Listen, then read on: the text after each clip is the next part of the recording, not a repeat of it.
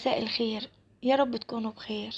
النهارده هعمل حواوشي الاسكندراني بطريقتي انا نزلت 3 كوبايات من الدقيق، معلقه خميره فوريه، معلقه سكر، رشه ملح.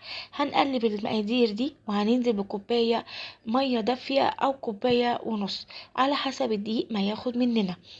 وبعدين هنعجن العجين ده لحد لما يتكونوا مع بعض. وبعد كده لما عجنته نزلت برشة كده من الزيت، رشة بسيطة.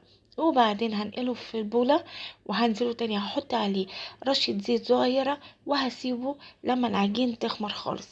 انا جبت نص كيلو من اللحمة المفرومة، هعمل عليها بصلتين كبار، فلفل رومي، حوالي حبايتين فلفل رومي وحبايتين فلفل حامي وواحد حامي كمان 3، وطماطمايه. انا ضربت البصل وضربت